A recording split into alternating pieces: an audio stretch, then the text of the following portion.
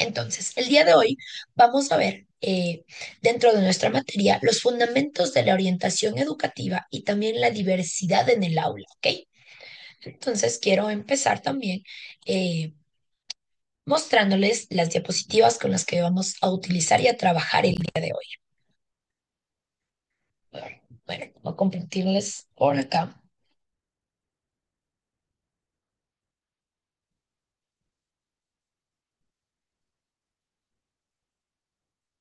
Entonces, como les decía, hoy vamos a ver los fundamentos de de la orientación educativa y también de la diversidad en el aula.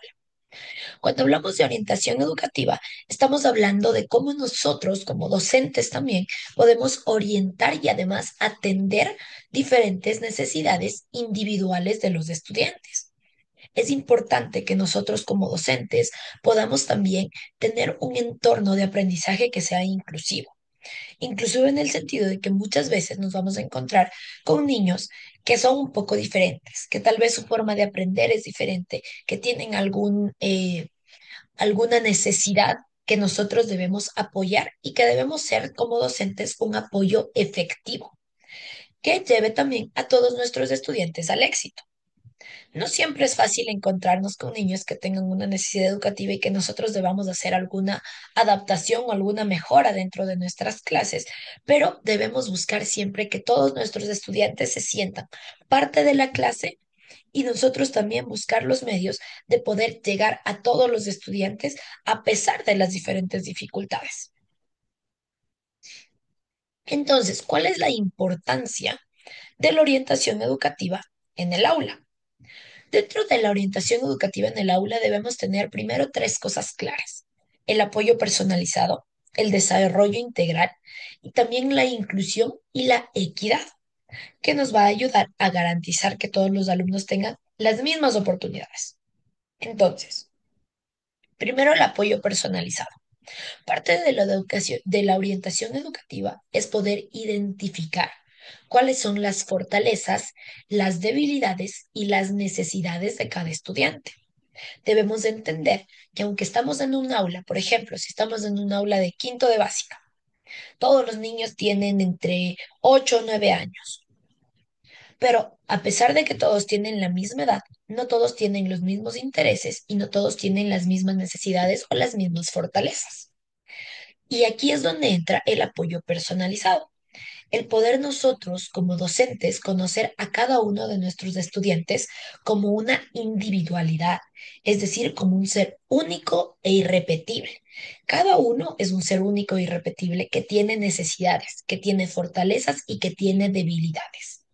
Y nosotros debemos buscar las estrategias y las maneras de que todos nuestros estudiantes, a pesar de ser diferentes, a pesar de tener diferentes fortalezas, también puedan tener un desarrollo integral, ¿ok?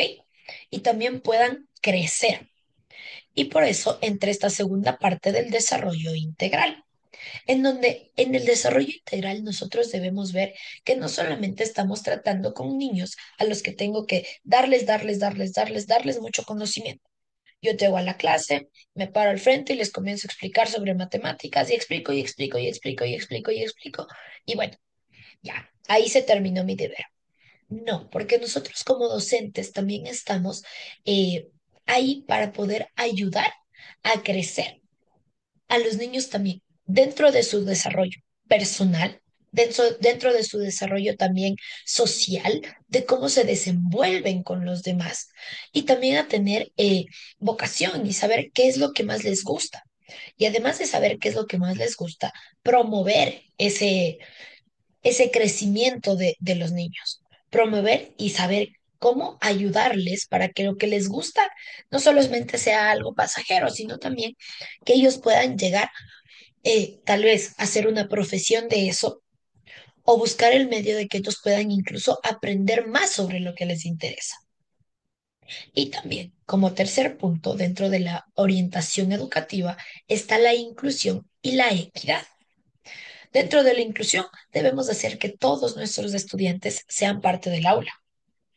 A veces nos encontramos con estudiantes que tal vez, no sé, no trajeron una colación, que ese día tal vez no comieron, que están pasando por algo difícil, pero nosotros también debemos buscar la manera de incluirles y además de ser equitativos. Es decir, que todos nuestros estudiantes puedan tener las mismas oportunidades de aprender.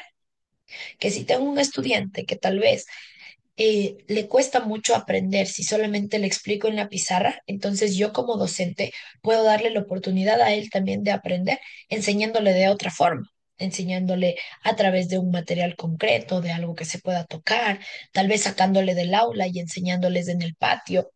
Entonces, de eso se trata la inclusión y la equidad. Y por eso es tan importante la orientación educativa dentro del aula.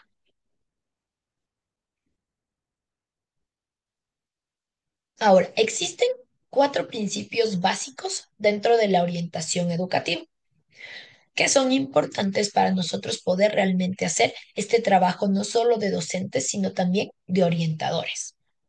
Y dentro de esto estamos hablando de la prevención, del desarrollo, de la intervención y de la colaboración.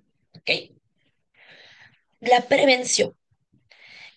Nosotros como docentes debemos tener la capacidad de anticipar o de prever cuáles son las posibles dificultades que se pueden dar en el aula.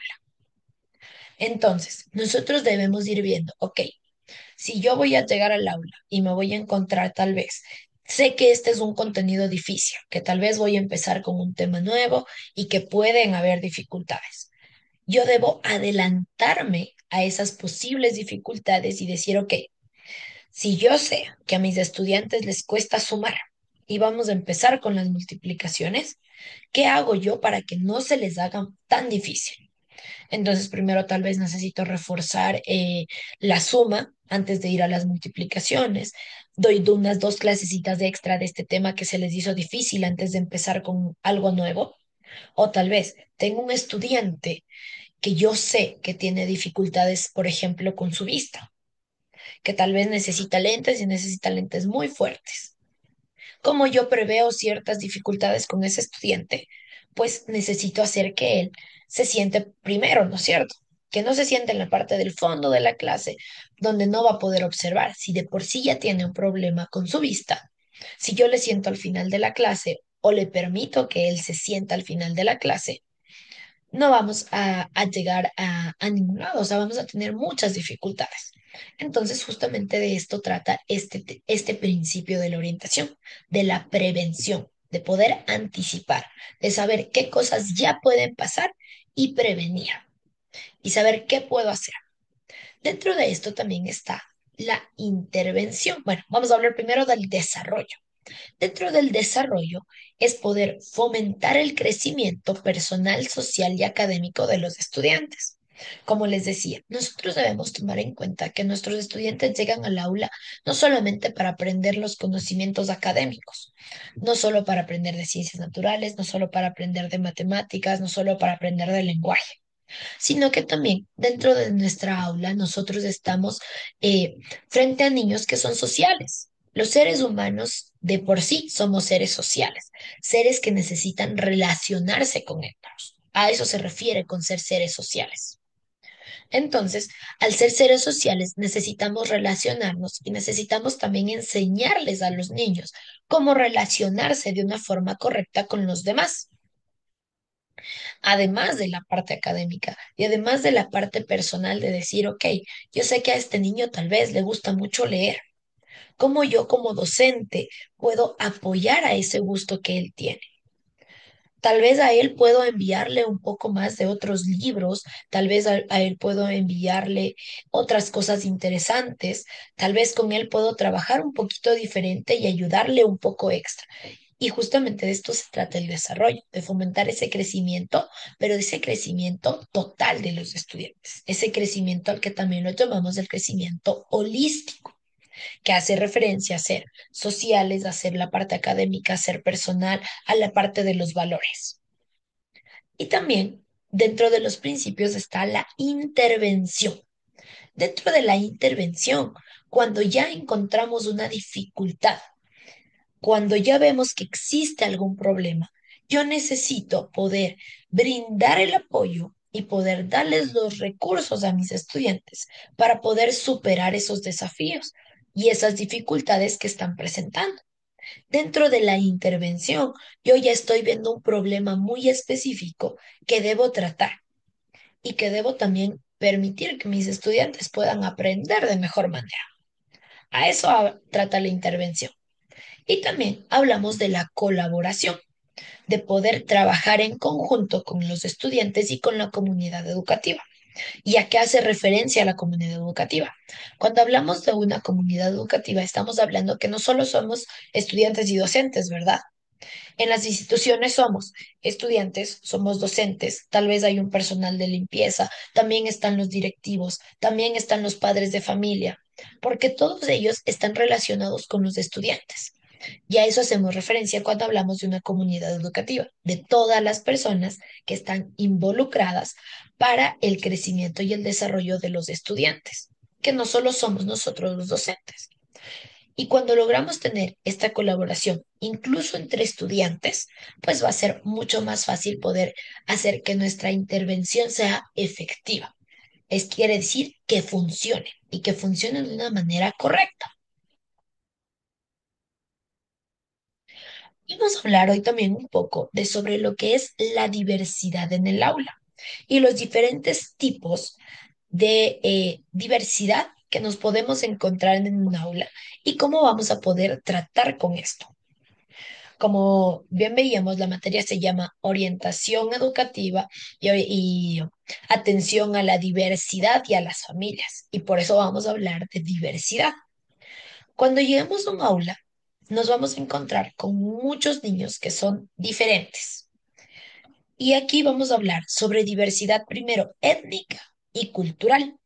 Cuando hablamos de diversidad étnica y cultural, estamos hablando de estudiantes que tienen distintos orígenes, tradiciones y experiencias. Y aquí vamos a ver, por ejemplo, solamente un ejemplo sencillo. No es lo mismo, por ejemplo, un niño que esté en la ciudad a un niño que vive en el campo, ¿verdad? Ahora, solamente viendo así, no es lo mismo, por ejemplo, una escuela que está dentro de una ciudad grande a una escuela que está dentro del área rural, porque incluso los recursos cambian. Pero también estamos hablando de diferencias entre orígenes y tradiciones. Dentro de nuestro país, nosotros vivimos en un país que es mega diverso y multiétnico. Tenemos diferentes etnias, diferentes culturas, que incluso dentro de una misma región cambian mucho. Cuando hablamos, por ejemplo, de diferentes etnias, comunidades, incluso dentro de solo el Oriente, ya existen diferencias, ¿verdad?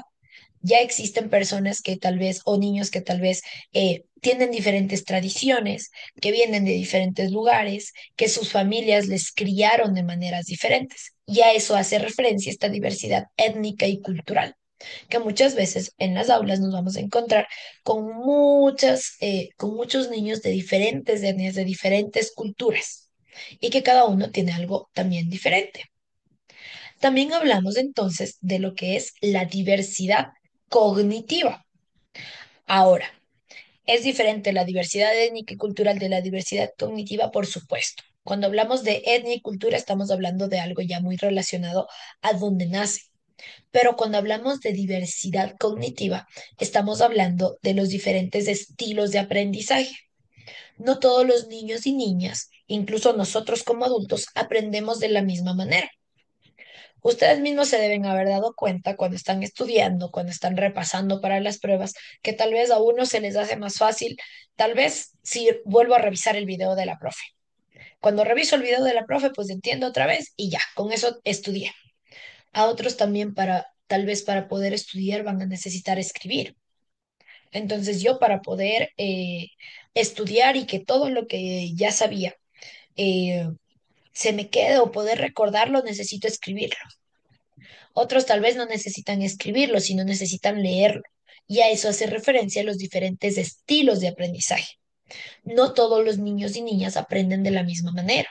Unos niños necesitan movimiento, otros niños necesitarán canciones, otros niños necesitarán videos, otros niños necesitarán un material concreto, algo que puedan tocar, algo que puedan oler, algo que puedan sentir para poder aprender. Y aquí entran también ya las necesidades educativas. Cuando hablamos de necesidades educativas, existen también diferentes capacidades. Niños que aprenden más rápido, niños que se distraen mucho, niños que necesitan más atención, niños que necesitan tal vez estar un poco más solos para poder aprender, o niños que necesitan de todo un grupo para poder aprender. Y más adelante vamos a ir conociendo estos diferentes necesidades educativas que nos vamos a poder encontrar, pero entran dentro de esta diversidad cognitiva. Y también está la diversidad socioeconómica. Cuando hablamos de la diversidad socioeconómica, pues también hablamos de diferentes niveles, recursos y oportunidades. No todos los niños, por ejemplo, podrán tener acceso o podrán tener todos los días, eh, por ejemplo, una colación. No a todos les mandan. Tal vez si necesitamos pinturas, colores o algún otro material, no a todos se les hace tan fácil conseguir, ¿verdad? Y aquí entra esta diversidad socioeconómica, que también es algo que nos vamos a encontrar en el aula. Niños que tal vez tengan muchas posibilidades y otros niños que tal vez tengan muy pocas posibilidades. ¿Ok? Y bueno, ya mismo se nos termina el tiempo de esta reunión, entonces les voy a pedir que se desconecten y nos volvemos a conectar para poder continuar con la clase. ¿Listo?